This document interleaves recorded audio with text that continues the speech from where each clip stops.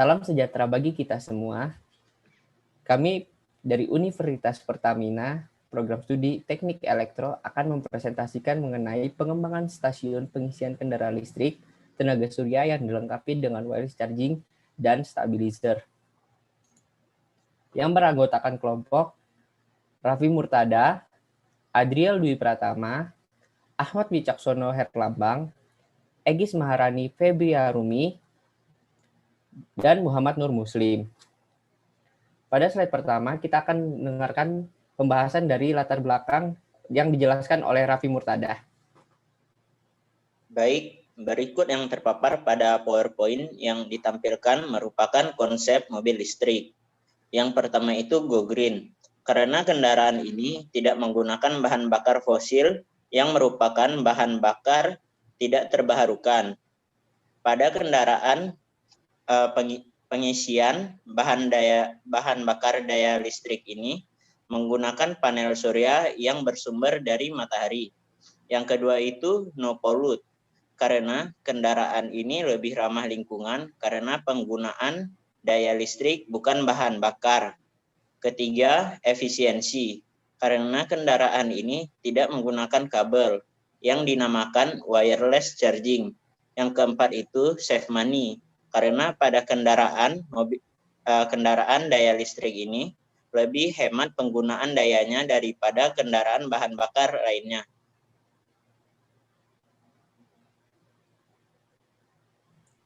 Baik, kemudian ada rumusan masalah. Yang pertama, apa saja sih kendala yang dialami oleh stasiun pengisian tenaga listrik yang telah ada, serta kendala apa sih dalam pembangunan stasiun pengisian tenaga listrik yang baru. Kedua, bagaimana cara menggabungkan wireless charging dan stabilizer pada stasiun pengisian tenaga listrik. Yang ketiga, di mana letak strategis untuk pembuatan stasiun tenaga listrik.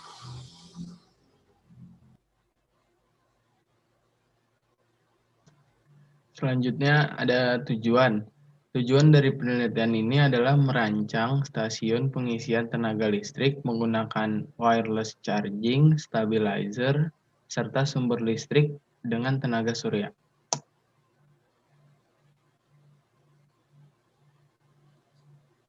Stasiun pengisian mobil listrik atau Electric Vehicle Charging Station yang disingkat EVCS merupakan elemen penting dalam rencana global terkait elektrifikasi kendaraan listrik, baik untuk pribadi maupun umum. Fungsi utama stasiun pengisian mobil listrik atau yang disebut EVCS yaitu memasok energi listrik ke baterai mobil. EVCS adalah tempat mobil listrik minum seperti mobil pembakaran internal mengisi BBM di SPBU. Baik, di sini saya akan menjelaskan macam-macam mobil listrik. Yang pertama yaitu baterai electric vehicle, atau disebut juga dengan BEV. Jenis baterai electric vehicle adalah kendaraan yang dapat beroperasi seluruhnya menggunakan listrik di baterai. Jadi, pada penjelasan ini berarti pada pengisian akan disuplaikan kepada baterai dan dari baterai akan menyuplaikan kembali kepada engine atau motor. Yang kedua yaitu hybrid electric vehicle atau disebut juga dengan PHEV. PHEV dijalankan dengan baterai dan mesin. PHEV memiliki paket baterai isi ulang yang menyediakan 20-80 km. Penggerak seluruh listrik sebelum mesin atau bensin atau generator menyala untuk perjalanan yang lebih jauh. Jadi dalam penjelasan ini dari pengisian ulang bahan bakar seperti listrik itu akan disuplai kepada baterai dan disalurkan kepada engine, dan engine akan menyalurkan kepada motor yang berfungsi sebagai penggerak mesin dari roda-roda. Hybrid electric vehicle yang memiliki dua sistem penggerak, yaitu mesin pembakar dan motor aksi. Perbedaan jenis mobil HEV dibandingkan jenis BEV Dan jenis PHEV adalah di mana baterai pada HEV hanya diisi oleh karena perputaran mesin tersebut. Mobil ini tidak mempunyai charging port, maka baterainya tidak dapat disulang dari PLN. Selanjutnya dari full cell electric vehicle. Pada perkembangan mobil ini masih dalam proses pengembangan, karena dalam energinya itu terdapat pada hidrogen dan oksigen yang akan beralih menjadi energi, dan itu akan menyuplai kepada motor untuk menggerakkan mobil tersebut.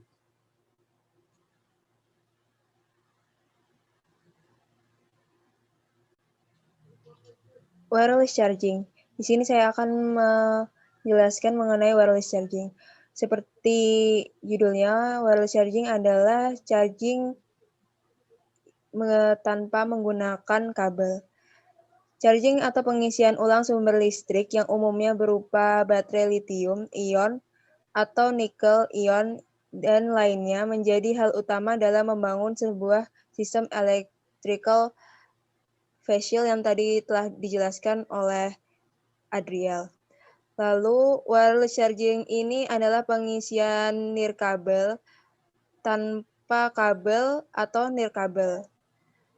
Sistem ini menggabungkan kumparan penggerak sumber, dua kumparan resonansi, dan disetel dengan baik oleh kumparan penggerak penerima pula.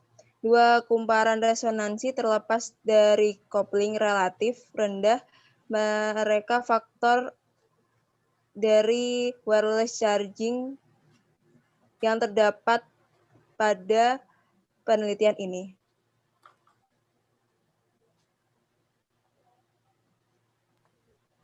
Baik, kemudian ada tenaga surya. Jadi di sini tenaga surya merupakan sebuah perangkat yang mengubah energi sinar matahari menjadi sinar listrik dengan proses efek fotovoltaik. Komponen dari utama surya fotovoltaik adalah modul yang merupakan unit rakitan dari beberapa sumber sel surya fotovoltaik. Untuk membuat modul fotovoltaik secara pabrikasi dapat menggunakan teknologi kristal dan thin film. Kemudian panel surya, solar cell atau solar panel adalah panel surya dapat menghasilkan energi listrik tanpa biaya dengan mengkonversikan tenaga matahari menjadi listrik. Sel silikon atau solar cell yaitu sinar matahari atau surya yang dapat membuat foton sehingga dapat menghasilkan arus listrik. Sekarang saya akan menjelaskan Power System Stabilizer atau PSS. Power System Stabilizer adalah alat kendali tambahan yang digunakan untuk sistem listrik yang kurang stabil dan juga untuk merendam isolasi elektromekanik pada generator yang timbul akibat gangguan dan perubahan beban yang terjadi pada tenaga listrik. Dan di Power System Stabilizer ini terdapat dua komponen, yaitu dioda Zener dan komparator.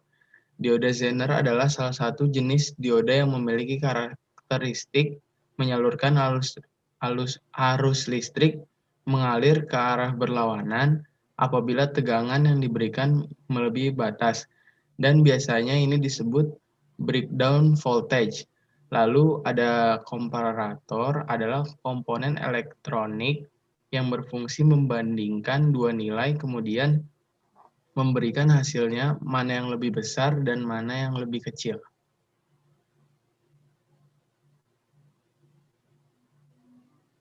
Metode penelitian.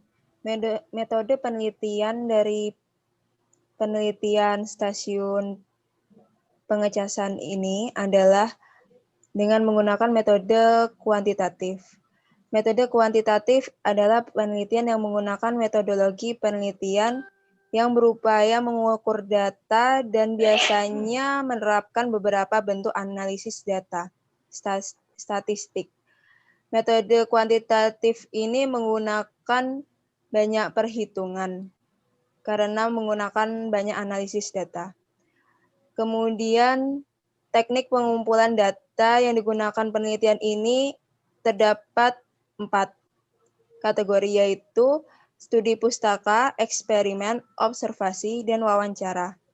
Studi pustaka sendiri adalah melakukan kajian terhadap beberapa literatur yang berhubungan dengan penelitian ini. Kemudian eksperimen.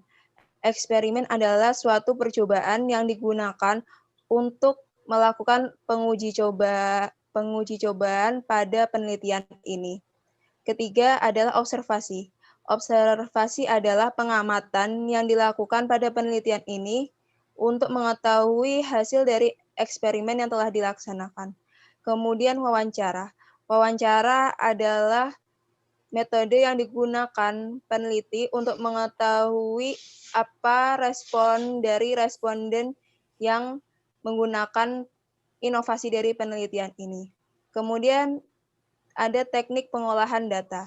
Teknik pengolahan data yang digunakan penelitian ini terdapat 3 kategori, yaitu editing, perekaman, dan pembersihan.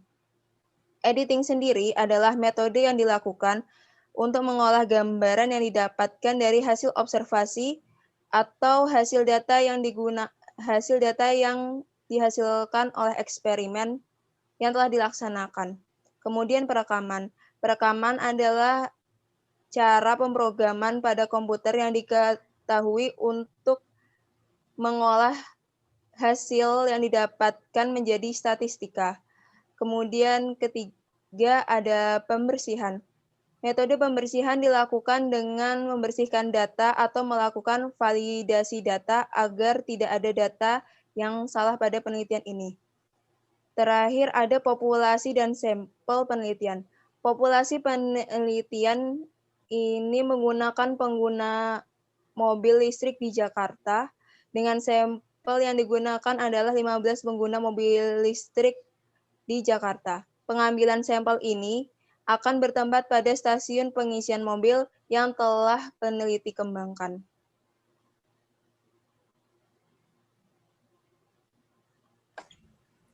Baik, kemudian ada langkah-langkah dalam penelitian. Yang pertama itu ada studi literatur, yaitu mencari literatur yang berhubungan dengan penelitian yang akan diteliti. Kedua, ada rumusan masalah. Jadi di sini kita akan merumuskan masalah yang ada pada penelitian kali ini. Kemudian yang ketiga, ada menentukan strategi dan sistem. Dalam strategi dan sistem, yang pertama kita harus menentukan strategi untuk menyelesaikan suatu masalah yang ada. Kedua, kenapa kita harus membuat sistem? Karena agar kita bisa memecahkan suatu masalah. Setelah melakukan percobaan, kemudian kita akan mengumpulkan hasil data percobaan. Setelah itu, ada memperbaiki sistem, yaitu kita sebagai peneliti harus tahu apa yang salah dari sebuah sistem kita. Kemudian, kita merangkai kembali. Dan yang terakhir, stasiun pengisian telah selesai dan siap untuk digunakan. Kemudian terdapat desain inovasi dari penelitian kami.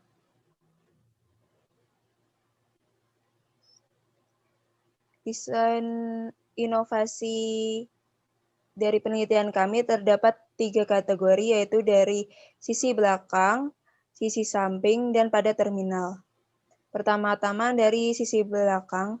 Dari sisi belakang seperti yang telah ditampilkan terdapat sel surya, terminal, transmitter soil, area aktif perpindahan energi, dan receiver soil. Di sini energi yang didapatkan oleh sel surya akan diolah pada terminal, lalu dialirkan pada transmitter soil. Lalu di transmitter soil dan receiver soil adalah perpindahan energi dari terminal menuju mobil menggunakan wireless charging. Kemudian dari sisi samping mobil.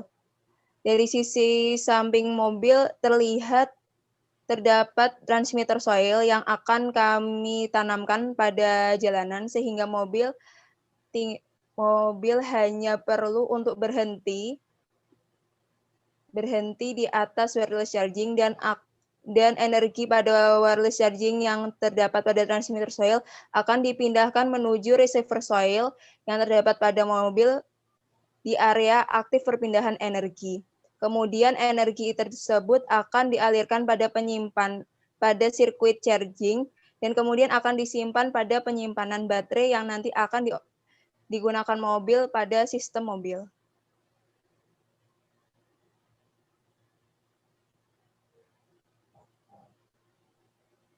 Baik, pada PowerPoint terlampir desain terminal yang akan digunakan untuk stasiun pengisian kendaraan listrik.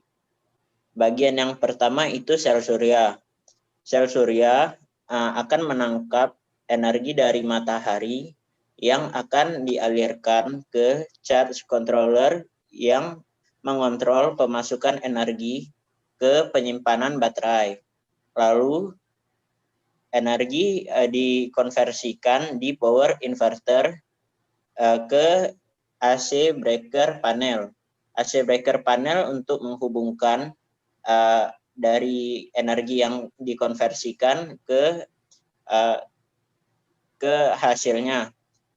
Stabilizer itu untuk menstabilkan agar tidak terjadi masalah pada pengisian. Setelah itu, energi dapat diterima oleh kendaraan listrik menggunakan transmitter coil yang memberi rangsangan energi RF yang merata ke seluruh volume pencitraan.